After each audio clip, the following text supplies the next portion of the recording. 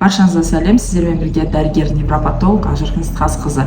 Бүгін сіздермен 3 айлық баланы көретін боламыз. Бұл баланың бұлшықеті өте әлсіз, яғни гипотонус қалай көрінеді. Осы видеоны соңына дейін көріңіз, сіздерге уже өзіңіздің балаларыңызбен салыстырып, гипотонусты қалай көруге болатынын осы видеодан байқайтын боласыздар. Алдымен мен каналыма тіркеліп подписаться деген батырманы басып, каналға комментариялар жазуды ұмытып кетпеңіздер. Алып кеттік. Бұл жердегі бала 3 айдан асқан, салмағы аз жинап жатыр. Памперсін шешеміз. Тонустары өте әлсіз. Екі жақтан симметриялы. Табандарын бүгіп алған. Аяқтары симметриялы. Оңай ашылады, оңай жабылады аяқтар. Памперсін кигіземіз. Баланың көңіл-күйі жақсы. Қолдарын, тонустары тоже екі жағынан да өте әлсіз. Вообще даже сезілмейді тонустары. Басын мүлдем бала ұстай алмайды.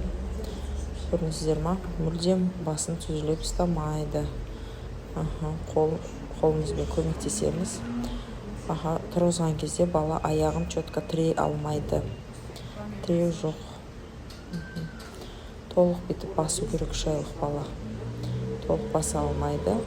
Әшейін ілініп тұр. Ішпен жатқызамыз баланы. Ішпен жатқызғанда бала басын кеудесімен бірге 3 айда көтеру керек. Бұл бала көтере алмайды. Өте тонусы аз. Гипотонус. Қолдарымен де особо қимылдап отқан жоқ. Аяқтарын салыстырамыз. Аяқтарын симметриялы. Екі жағына оңай ашылып жатыр. Бала кеудесін көтеруге тырыспайды.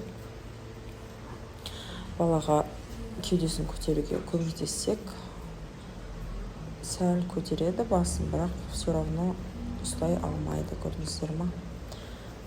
Жатқалды, омыртқасы түзу. Баланың тонустары әлсіз. Баланы қайтадан аударамыз, жатқызамыз. Басын көреміз. Еңбегі жақсы, спокойно. Басының өлшемін көру керек. Бас өлшемін байқаймыз. Бас өлшемі 3 айлық балаға сай. 3 айлық балаға сай. Көңіл-күйі жақсы, реакциясы жақсы. Сылдырмақты көрсетеміз. Бала сылдырмаққа қарамайды, мүлдем қарамайды. Бала қарап жатқан сылдырмаққа. Дауысқа реагировать етіп жатыр. Реакциясы бар. Бұл бала физиологиялық тонусы дұрыс емес.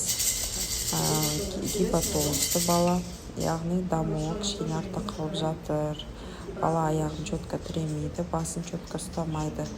Сондықтан бұл баланың миын тексертуіміз керек. Басын тексереміз және бұлшықеттерін тексереміз.